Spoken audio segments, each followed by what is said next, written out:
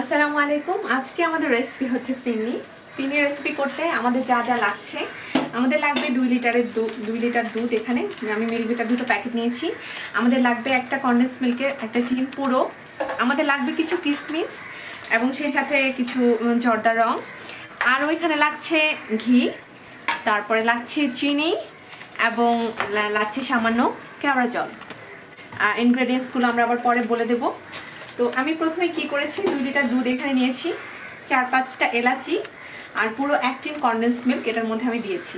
দিয়ে দুধটা আমি ঘন করতে দিয়ে দিয়েছি। ঘন হয়ে এই দুধের 3 ভাগের 1 ভাগ পরিমাণ যখন কমে গেছে, তখন এই পর্যায়ে আসলে আমি কি করব, আমি আমার যে চালটা আমি আগে থেকেই করে রেখেছি, চালটা এখানে আমি কি করেছি, আমি 1 পট পরিমাণের চাল নিয়েছি। এখানে 1 পট পরিমাণের চাল নিয়ে এই চালটা আমি একদম গলা গলা করে সিদ্ধ করেছি। ঠিক এরকম এই গলা রকম সিদ্ধ হওয়ার পরে এই পানিটা আমি কি করব, স্ট্রেইন করে নিব। স্ট্রেইন করে তারপরে আমি যে চালটুকু পাবো, দ্যাট মিনস আমার সিদ্ধ যে ভাতটা রান্না হয়েছে, সেই ভাতটুকু আমি আমার দুধটার মধ্যে মিক্স করে দিব। নেক্সট স্টেজে আসছি। আমরা যে চালটা সিদ্ধ দিয়েছিলাম, দ্যাট মিনস হচ্ছে 1 পট পরিমাণ চালে, 1 পট মানে হচ্ছে ঠিক এই পরিমাণে। ড্যানিসের যে পটগুলো আমরা বাংলাদেশে রেগুলার ইউজ করে থাকি, আমরা কেটে কি করি নর্মাল সাধারণত বিভিন্ন বাসায় এই পটটা দিয়ে আমরা চাল মাপি, 1 পট 2 পট, অথবা আমরা এটা বলতে পারি যে 1 কেজি চালে মোটামুটি 4 পট পরিমাণের হয়। সেখান থেকে আমি 1 পট নিয়েছি, মানে 250 গ্রাম চাল আমার লেগেছে টোটাল। 250 গ্রাম চালটা আমি সিদ্ধ দেওয়ার পরে এরকম একটা স্টেজে চলে এসেছে। সিদ্ধ হওয়ার পরে এটা ভাত হয়ে গেছে, অনেক নরম হবে ভাতটা, একটু গলা গলা ভাব হবে। তো এটা যখন হয়ে গেছে তখন আমি কি করব, এটা আমি আমার দুধটার মধ্যে মিক্স করে দেব। ঠিক এভাবে করে দিয়ে আমি চুলার আঁচটা বাড়িয়ে দিয়ে এটা আমি নাড়তে থাকবো। একটু টেনে আসার আগ পর্যন্ত আমি নাড়তে থাকবো। মোটামুটি যখন টেনে আসবে দুধটা এবং চালটা, মোটামুটি যখন টেনে আসবে তখন আমি চিনিটা দিয়ে দিব।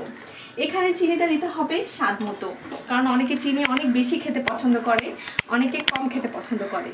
তার উপরে আরেকটা কথা হচ্ছে যে এটার মধ্যে আমরা যেহেতু কনডেন্স মিল্ক ইউজ করেছি, কনডেন্স মিল্কে অনেকটা মিষ্টি, এই মিষ্টি এবং হচ্ছে দুধটা যে ঘন করেছি সেটার মিষ্টি মিলে মোটামুটি বেশ ভালোই মিষ্টি হয়েছে।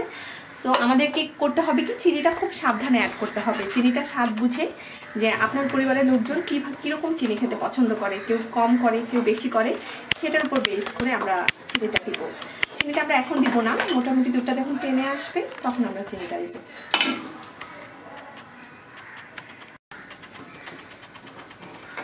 আমরা দেখতে পাচ্ছি যে দুধটা অনেকখানি প্রায় টেনে এসেছে। টেনে আসার পরে আমরা এটার মধ্যে প্রায় 1 কাপ পরিমাণের চিনি দিয়ে দিব। আমি আপনাদেরকে আবারও রিকোয়েস্ট করছি যে চিনিটা আসলে যার যার স্বাদের উপরে ডিপেন্ড করে। আর যেহেতু আমরা এখানে কনডেন্স মিল্ক দিয়েছি, সো প্লিজ আপনারা সাবধানে চিনিটা ব্যবহার করবেন এবং স্বাদ মতো, যে আমরা একটু একটু করে দিতে পারি।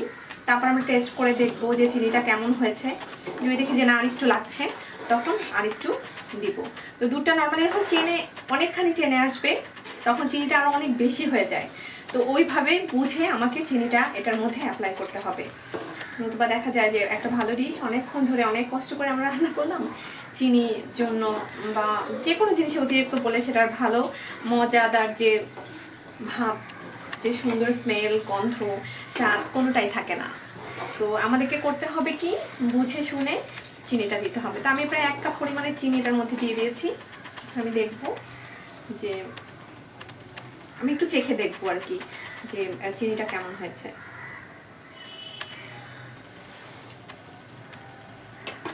চিনি মোটামুটি ঠিক আছে, দেখি শেষ পর্যন্ত কি হয়। একটু যদি দরকার হয় তাহলে আমি স্বাদ মতো আরেকটু অ্যাড করব। আমাদের কিছু জর্দা রং লাগছে, জর্দা রঙে সামান্য পানি দিব। পানি দিয়ে এরকম ভাবে ঠিক এভাবে গুলিয়ে নিব। গুলিয়ে নিয়ে দুধটা যখন মোটামুটি টেনে আসবে তখন আমি কি করব, এই জর্দা রংটুকু আমি কালার বুঝে যে কীরকম কালার আমি করতে চাই, আসলে এটা যার যার ইচ্ছার উপর ডিপেন্ড করে। আপনি যদি চান যে না আমি চাচ্ছি আমার ফিনেটা ঠিক এরকমই থাকবে, এটার মধ্যে কোনো কালার যাবে না, আমি জাস্ট সাদাই রাখবো, এটা আপনার উপরে। আর কেউ যদি চান যে না একটু কালার হোক, একটু সুন্দর লাগবে দেখতে, তো সেটা চাইলে কি করব, জর্দা রং সামান্য গুলে নিয়ে আমি আমার প্রয়োজন মতো যে কতটুকু কালার আমার দরকার, কালারটা খুব বেশি হলুদও হবে না, আবার খুব বেশি একদম সাদা সাদাও হবে না।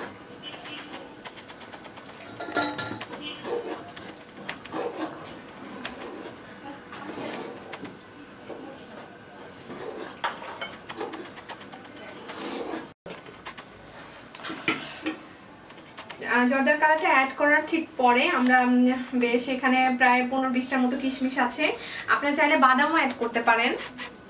তো আমি নর্মালি কিশমিশটা দিয়ে খেতে বেশি পছন্দ করি দেখে আমি কিশমিশটা দিচ্ছি। অনেকে অনেক ধরনের বাদাম ইউজ করে, সব ধরনের বাদামই আপনি এটার মধ্যে ব্যবহার করতে পারবেন। তো আমি কিছু কিশমিশ, এখানে প্রায় 15-20টার মতো কিশমিশ আছে, আমি দিয়ে দিচ্ছি কিশমিশগুলো। আপনাকে মনে রাখতে হবে যেটা যেটা আপনি একদম শেষ মুহূর্তে দিবেন, যে নামিয়ে ফেলবেন তার আগ মুহূর্তে, একদম দুধটা টেনে আসার আগ মুহূর্তে, এটা শুরুতেই দেওয়া যাবে না, শেষের দিকে দিলে অনেক ভালো হয় জিনিসটা।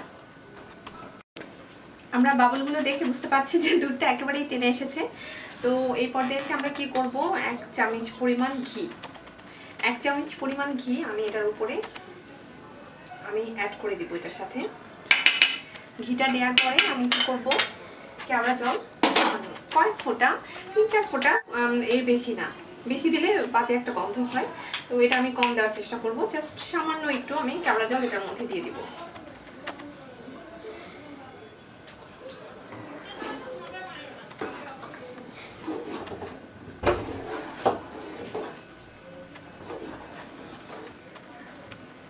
বাস হয়ে গেল আমাদের মজাদার ফিরনি। Thanks for watching. যদি আমাদের রেসিপিটি আপনাদের ভালো লেগে থাকে দয়া করে সাবস্ক্রাইব করবেন। Thank you.